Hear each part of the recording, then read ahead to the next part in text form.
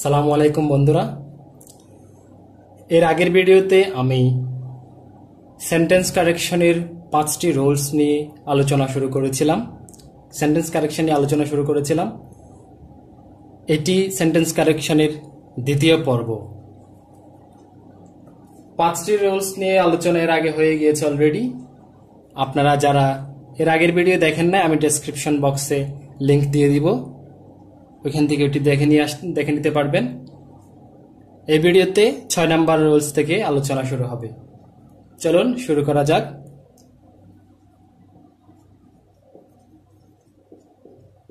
Rule 6, দুইটি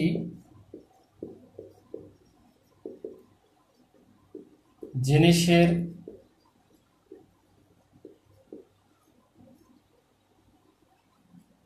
তুলনা বোঝালে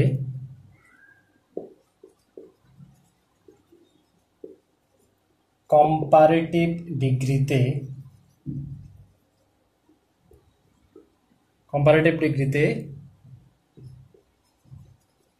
দেন এর পর দ্যাট অফ অথবা দোজ অফ বসে। এটি এখন আমরা একটা উদাহরণের মাধ্যমে বুঝবো। একটা উদাহরণ আমি লিখছি। প্রথমে একটি অশুদ্ধ বাক্য লিখছি, কারেক্ট বাক্য লিখছি। একটি বাক্য লেখা যাক, the rise of Barishal is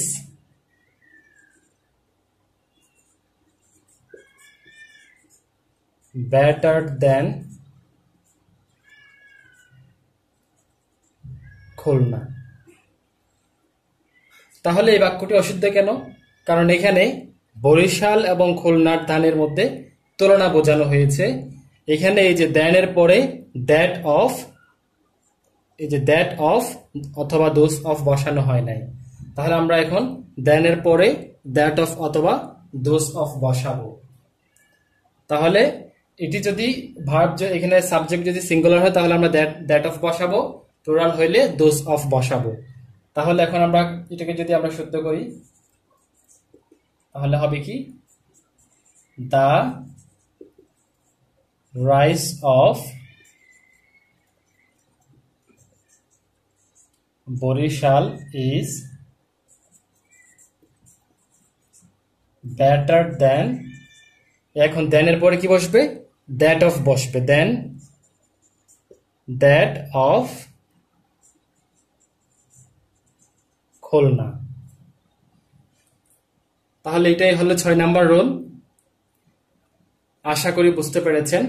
যদি কারো বুঝতে সমস্যা হয় তাহলে আমাকে নিচে কমেন্ট বক্সে জানাবেন, এবং ইনশাল্লাহ আমি সর্বোচ্চ চেষ্টা করব আপনার কমেন্টের উত্তর দিতে। আপনার যা বুঝতে সমস্যা হয়েছে তা বোঝানোর চেষ্টা করব। এবার আমরা 7 নাম্বার রুলে যাব। এটা আমি মুছে দিচ্ছি, জায়গা কম বিদায় আমার মুছে দিতে হচ্ছে।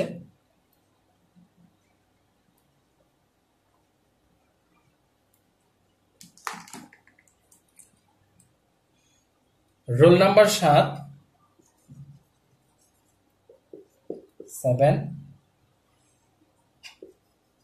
No sooner. এগুলো আমরা সবাই আগে পড়েছি, তারপর আমরা ভুলে যাই, এই জন্য আবার পড়তে হচ্ছে। নো সোনার এর পর হ্যাড ও পরে কনজাংশন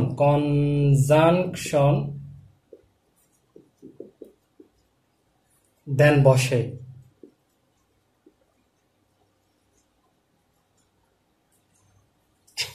আবার যদি হয়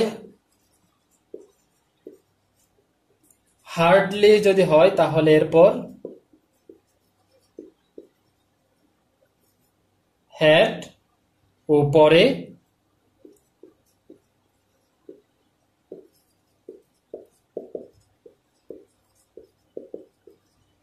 কনজাংশন হোয়েন বসবে।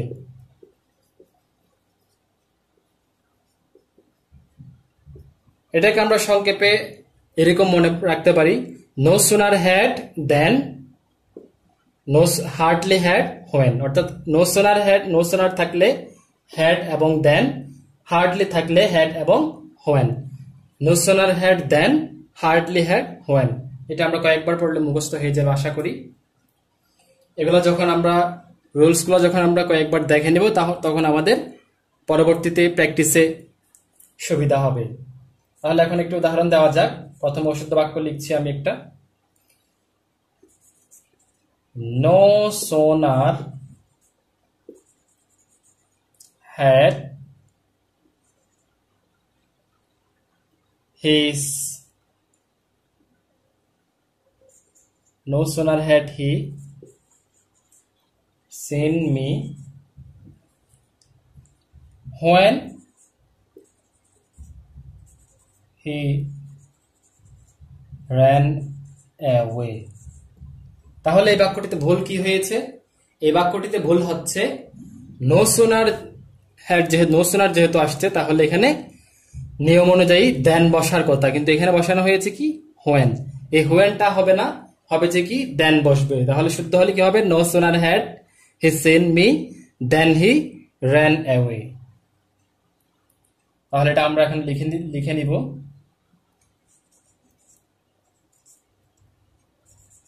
No sooner had he seen me, এদিকে হোয়েনের পরিবর্তে কি হবে? দেন হবে, দেন হি ran away। ঠিক তেমনি ভাবে হার্ডলি হ্যাড দিয়েও বলা যায়। যদি আমরা হার্ডলি হ্যাড দিয়ে বলি hardly had he seen me, তখন এটা হোয়েন হবে, তখন দেন বসালে অশুদ্ধ হবে। তখন বলবো কি আমরা when. No, hardly had he seen me when he ran away। তাহলে এই হলো রোল নাম্বার 7। আশা করি আমরা বুঝতে পেরেছি। এখন আমি এটা মুছে দিব,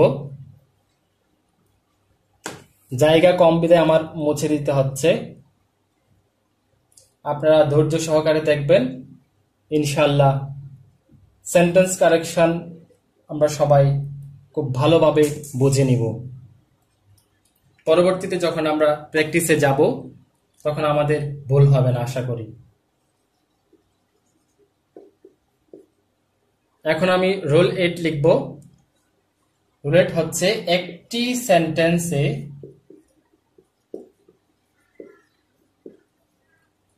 সেন্টেন্সে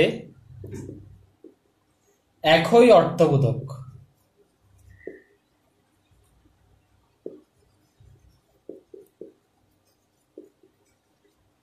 অর্থবোধক দুইটি ওয়ার্ড বসবে না।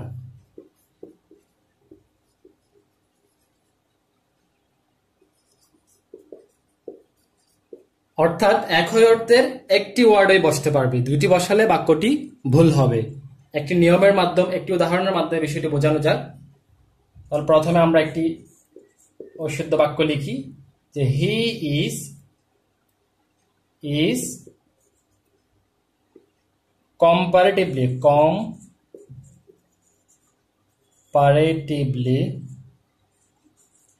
comparatively better today।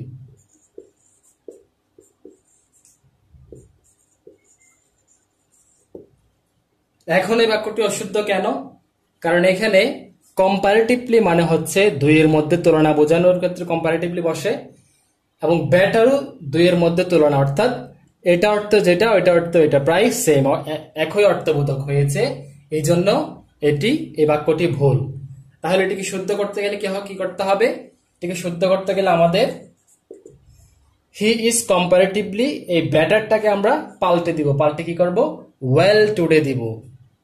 He is comparatively well today। এখন বাক্যটি শুদ্ধ, কেননা এখানে একই অর্থবোধক হয় নাই, পাল্টে দিয়েছি আমরা।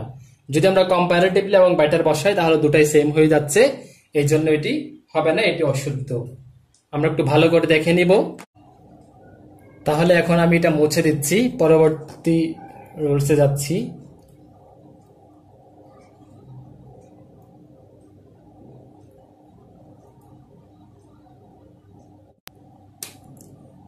রোল 9, 9 নম্বর রোল হচ্ছে লাস্ট কনজাংশন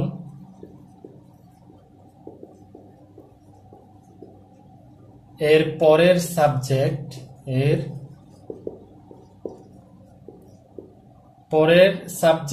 এর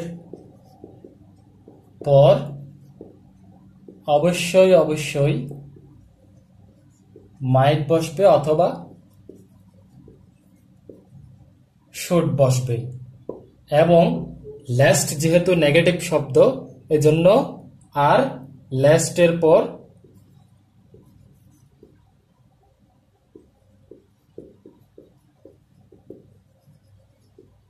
আর নেগেটিভ হবে না বা হয় না। তাহলে এখন আমরা এই রুলটি একটি উদাহরণের মাধ্যমে স্পষ্ট করব। প্রথমে আমরা একটি ইনকারেক্ট বাক্য লিখি যে হি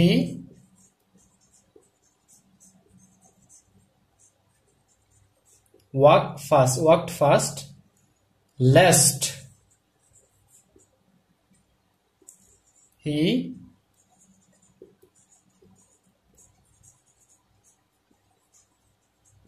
miss the train।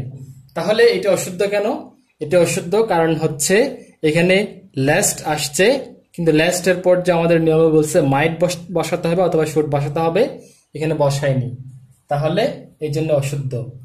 তাহলে আমাদের কি করতে হবে? শুদ্ধ করতে গেলে লাস্টের পরের সাবজেক্ট, যে সাবজেক্ট এটার পর অবশ্যই আমাদের মাইট অথবা শুড আনতে হবে। তাহলে এটা আমরা বাক্যটি আমরা সঠিক বাক্য লিখি, হবে যে হি walked fast lest he, এখন আমরা might দিব, might miss the train। তাহলে এটা হচ্ছে 9 নাম্বার রুল। আমি আরেকবার বলছি, লাস্ট আসলে, লাস্ট কনজাংশনটি যদি বাক্যে আসে তাহলে এর পরের যে সাবজেক্ট থাকবে সাবজেক্টের পর অবশ্যই আমরা মাইট অথবা শুড আনবো, এবং লাস্ট হচ্ছে নিজে একটি নেগেটিভ শব্দ, এই জন্য আমরা লাস্টের পর আর কখনো আর কি করব না, নেগেটিভ শব্দ আর আনবো না। যেমন আমরা এর আগের ভিডিওতে একটা রুল দিয়েছিলাম, আমি রুলটা হচ্ছে একটি বাক্যে পরপর 2 বার নেগেটিভ হবে না, এবং একটি বাক্যে পরপর একবার যদি নেগেটিভ শব্দ আসে, একটি নেগেটিভ শব্দ যদি চলে আসে তাহলে এরপর আর আমরা নট বসাবো না। এই যে লাস্ট নিজে হচ্ছে একটি নেগেটিভ শব্দ, এই জন্য এরপর আর নেগেটিভ হয় না। তাহলে এটা হচ্ছে 9 নাম্বার নিয়ম। এখন আমরা 10 নাম্বার নিয়মে চলে যাই। আসলে কারেকশনের ক্ষেত্রে এরকম 9 নাম্বার, 8 নাম্বার, 1 নাম্বার, 2 নাম্বার এরকম কোনো ধরা বাঁধা নিয়ম নেই। এগুলো জাস্ট আমি আমার সুবিধার্থে কিছু সিরিয়াল এখানে দিচ্ছি, এক একজন এক এক রকম ভাবে লিখবে, কিন্তু সব মিলিয়ে কথা হচ্ছে এগুলো হচ্ছে এই সব গ্রামার কারেকশনের ক্ষেত্রে লাগবে। এখন আমি 10 নাম্বার নিয়মে যাব। 10 নাম্বার নিয়ম হচ্ছে সাবজেক্ট। প্রতিটি সেন্টেন্সের জন্য একটি সাবজেক্ট লাগবে, যে সাবজেক্ট ব্যতীত, সাবজেক্ট ছাড়া সেন্টেন্স হবে না, সেন্টেন্স হয় না বা হবে না। অর্থাৎ কোন সেন্টেন্সে যদি সাবজেক্ট না থাকে তাহলে ওই বাক্যটি ভুল।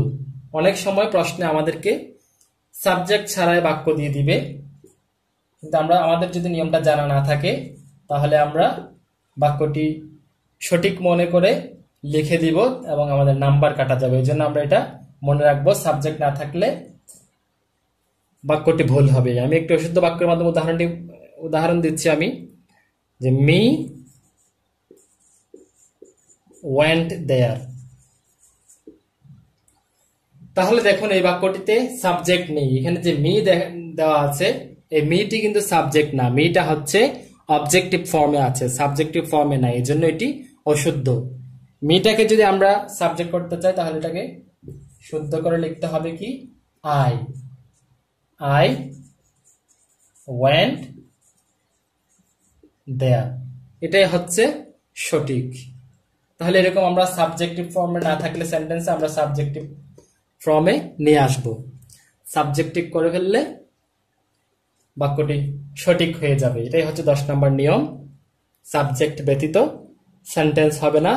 সেন্টেন্সে যদি সাবজেক্ট না থাকে আমরা সাবজেক্ট নিয়ে আসবো এবং বাক্যটি সঠিক করে নেব।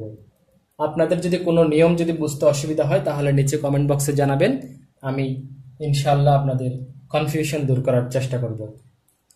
এখন আমরা পরের নিয়মে যাই, 11 নম্বর নিয়ম। 11 নম্বর হচ্ছে ইংরেজিতে যে কাজিন দ্বারা, ইংরেজিতে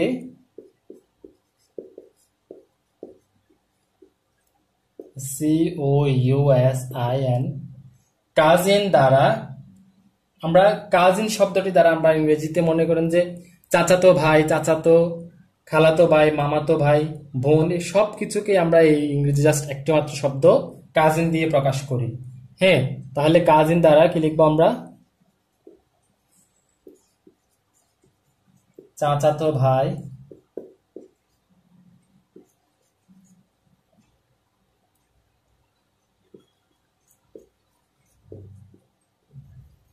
মামাতো ভাই, চাচাতো বোন, খালাতো বোন, ইত্যাদি ইত্যাদি যা আছে, যত প্রকার ভাই বোন আছে আর কি, সবগুলাকে ইংরেজিতে কাজিন দ্বারা প্রকাশ করা হয়। তাহলে কাজিন দ্বারা চাচাতো ভাই, মামাতো ভাই, চাচাতো বোন, খালাতো বোন, যত প্রকার বোন আছে সবগুলা বোন বোঝায়। এই জন্য আমরা লেখার সময়, ইংরেজিতে একটি সেন্টেন্স লেখার সময় এই যে কাজিন ব্রাদার, বা মনে করেন যে কাজিন সিস্টার বা কাজিন সিস্টার লিখবো না, ঠিক আছে, ব্যবহার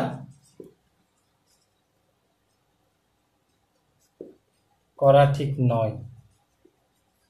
এক কথায় আমরা ব্যবহার করব না, কেননা কাজিন বললে আমরা চাচাতো ভাই, মামাতো ভাই, খালাতো ভাই, যত প্রকার ভাই বোন আছে এগুলা বোঝাই। তাহলে আমরা আর কাজিন, আমাদেরকে কাজিন ব্রাদার বা কাজিন সিস্টার ওভাবে লিখতে হবে না। তাহলে একটি অশুদ্ধ বাক্য দিয়ে আমি নিয়মটিকে ক্লিয়ার করা যাক। যেমন যদি বলা হয় যে আবির ইজ মাই কাজিন ব্রাদার, তাহলে এই বাক্যটি অশুদ্ধ। কেন? এই যে কাজিন ব্রাদার ব্যবহার অশুদ্ধ, এই জন্য। তাহলে আমরা এটাকে যদি সঠিক করতে যাই, জাস্ট লিখব আবির ইজ মাই কাজিন, অনলি এতটুকুতেই বাক্যটি পরিপূর্ণ। তাহলে এটাই হচ্ছে 11 নম্বর নিয়ম। আশা করছি বুঝতে পেরেছেন। যদি কারো কোনো নিয়ম বুঝতে অসুবিধা হয় তাহলে আমাকে নিচে কমেন্ট বক্সে জানাবেন, এবং আপনারা অবশ্যই ধৈর্য সহকারে নিয়মগুলো দেখবেন। ইনশাআল্লাহ সেন্টেন্স কারেকশনের সব ভয়ভীতি দূর হবে এবং সেন্টেন্স কারেকশন সম্পর্কে আপনারা ভালো একটি আইডিয়া পাবেন এবং পরীক্ষায় ভালো মার্কস তুলতে পারবেন ইনশাআল্লাহ। রোল 12 নম্বর রুল হচ্ছে SHEP, শিপ, এবং ডিয়ার, এবং এরকম অন্য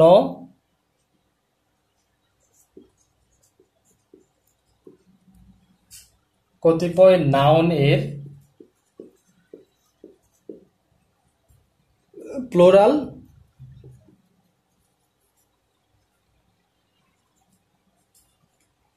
একই রূপ অর্থাৎ একই রকম।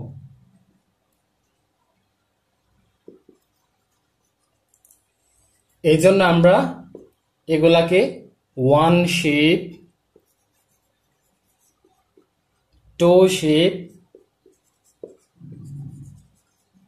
এরকম ব্যবহার করব না। এবং এরকম শব্দ যা যা আছে এগুলোর ক্ষেত্রে আমরা প্লুরাল করার সময় ওয়ান টু এরকম ইউজ করব না, এগুলো নিজেই এমনিতেই প্লুরাল ফর্ম এরকম। তাহলে একটি উদাহরণের মাধ্যমে বিষয়গুলো ক্লিয়ার করা যাক। প্রথমে আমি একটু অশুদ্ধ বাক্য লিখছি। যেমন যদি বলা হয় হি সোল্ড 10 sheep, শিপ অর্থ হচ্ছে কি ভেড়া। এটা অশুদ্ধ কেন? কারণ এটা এটা এখন অশুদ্ধ হয়নি, যে এখন অশুদ্ধ 10 sheep, এখন এটা অশুদ্ধ কেননা এখানে শিপ হচ্ছে, শিপের প্লুরাল ফর্ম হচ্ছে শিপ, শিপস হচ্ছে অশুদ্ধ। এটাকে শুদ্ধ করতে গেলে আমাদের করতে হবে কি, হি sold 10 sheep, এই জাস্ট এতটুকুই, কোনো এস ইয়েস যোগ হবে না।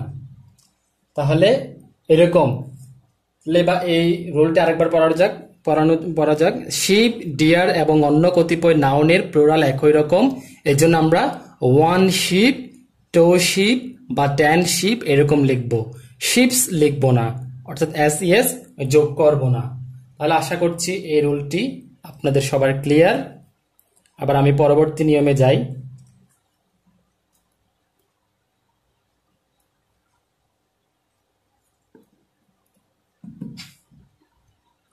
পরবর্তী নিয়ম হচ্ছে 13 নাম্বার।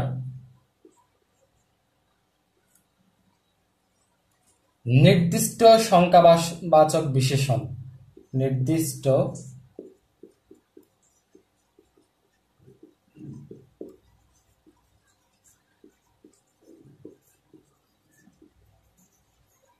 বিশেষণ যেমন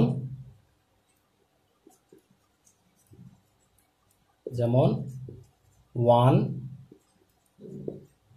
2,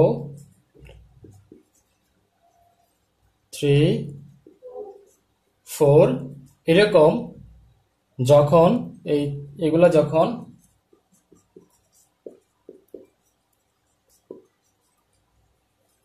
ডজন, 100, ডজন বা 100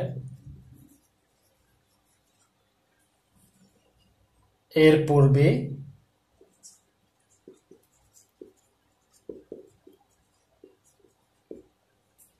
বসে তখন এগুলোর প্লুরাল হয় না, বসে তখন এগুলোর প্লুরাল হয় না। এগুলোর বলতে এখানে এই যে 1, 2 এগুলো বোঝানো হয়েছে, প্লুরাল হয় না। একটি উদাহরণের মাধ্যমে বিষয়টি বোঝানো যাক। একটি অশুদ্ধ বাক্য লিখি আমি।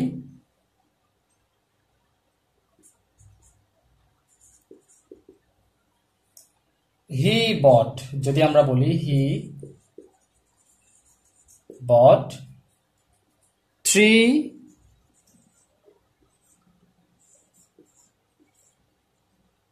dozen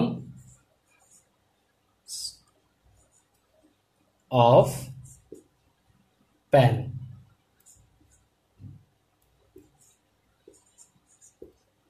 তাহলে দেখুন এই বাক্যটিতে ভুল কোনটা হয়েছে। আমরা সাধারণত জানি, দেখেন নির্দিষ্ট সংখ্যাবাচক বিশেষণ যেমন 1, 2, 3, 4 ইত্যাদি যখন ডজন অথবা 100 ইত্যাদির পূর্বে বসে, অর্থাৎ আগে যখন বসবে তখন এগুলোর প্লুরাল হবে না। অর্থাৎ এইগুলার এই যে ডজনের পূর্বে যখন আমরা এই সংখ্যাগুলো আসবে, যেমন এখানে যে 3 আসছে, ডজনের পূর্বে 3 আসছে, তখন আর এগুলো এই যে ডজন এবং 100 এগুলার প্লুরাল হবে না। অর্থাৎ ডজনকে আমরা আর ডজনস লিখবো না, ডজন লিখলে হয়ে যাবে, 100 বললে হয়ে যাবে, হান্ড্রেডস হবে না। তাহলে এটাকে আমরা শুদ্ধ করব, হি বট THR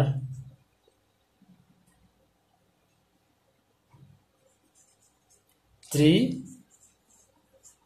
ডজন পেন্স। এটাই হচ্ছে নিয়ম। আশা করছি বুঝতে পেরেছেন। কারো যদি বুঝতে অসুবিধা হয় তাহলে নিচে কমেন্ট বক্সে জানাবেন, আমি ইনশাল্লাহ আপনাদের কনফিউশন দূর করার চেষ্টা করব। মুছে দিচ্ছি আমি, এর পরের নিয়মে যাব। ধৈর্য সহকারে দেখবেন, অবশ্যই কারেকশনের উপর একটি ভালো আইডিয়া আসবে আপনার। এবার আমরা লিখব রুল 14। রুল 14 হচ্ছে রিলেটিভ প্রনাউন কে সাধারণত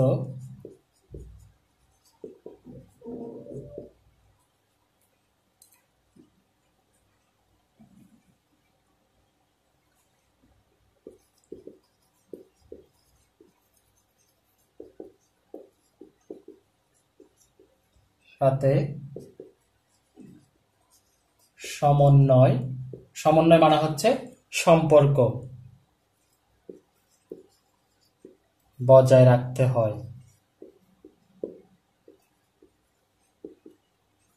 অর্থাৎ রিলেটিভ প্রনাউনের পরে ভার্ব অবশ্যই অ্যান্টিসিডেন্টের নাম্বার ও পার্সন অনুসারে বসবে, যেটা আমি লিখে দিই।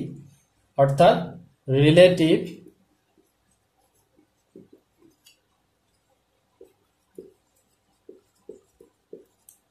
প্রনাউনের পর ভার্ব, ব্যবহৃত ভার্ব লিখি, ব্যবহৃত ভার্ব কি হবে? অবশ্যই অ্যান্টিসিডেন্টের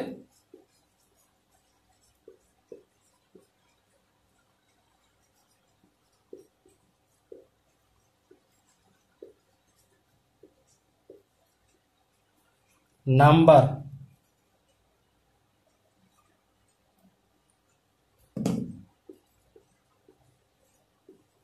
ও পার্সন অনুযায়ী বসবে। অনেক লেখা হয়ে গিয়েছে, আপনাদের অবশ্য বুঝতে কষ্ট হবে। এটা আসলে তেমন কিছু না, একটু উদাহরণ দিলে, ছোট্ট একটু উদাহরণ দিলে ক্লিয়ার হয়ে যাবে। আগে আমরা এটা একটু আরেকবার পড়ি, যে রিলেটিভ প্রনাউন কে সাধারণত অ্যান্টিসিডেন্টের সাথে সম্পর্ক বজায় রাখতে হয়। অর্থাৎ রিলেটিভ প্রনাউন অ্যান্টিসিডেন্ট যেরকম হবে ওইটার অনুসারেই হবে। রিলেটিভ প্রনাউনের পর যখন আমরা ভার্ব বসাবো তখন ওই ভার্বটি অবশ্যই অ্যান্টিসিডেন্টের নাম্বার যেরকম, পার্সন যেরকম, ওই অনুযায়ী ভার্বটি বসবে। যেমন একটি উদাহরণ দিলে ক্লিয়ার হয়ে যাবেন আপনারা। একটু ছোট করে লিখছি যেহেতু জায়গা কম। ইট ইজ ইউ, যদি লিখি যে it is you who have, হ্যাঁ, ইট ইজ ইউ, তারপর কি লিখবো, কি লেখা যায়, done this, who has done this with this.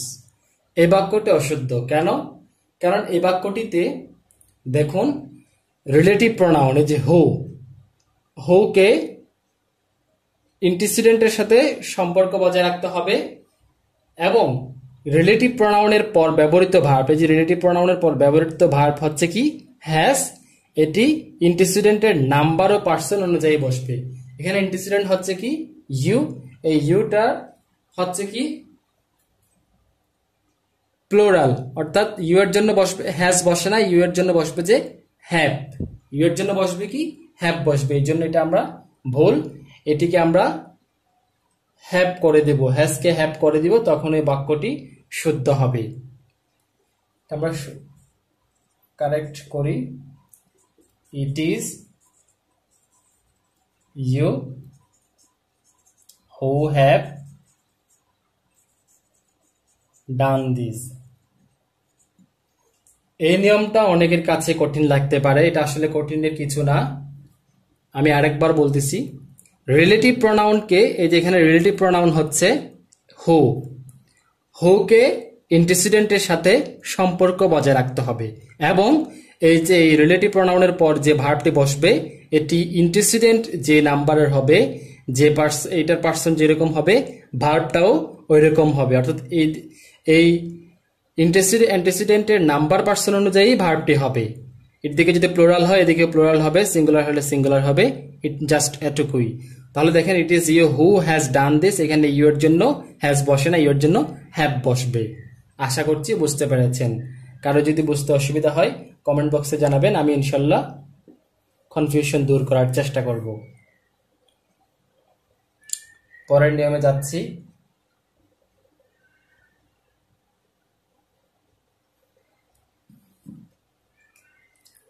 Role 15, late, এটা হচ্ছে ট্রানজিটিভ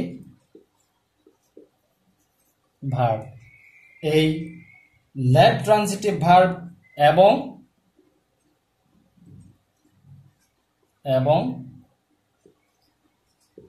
এর পরে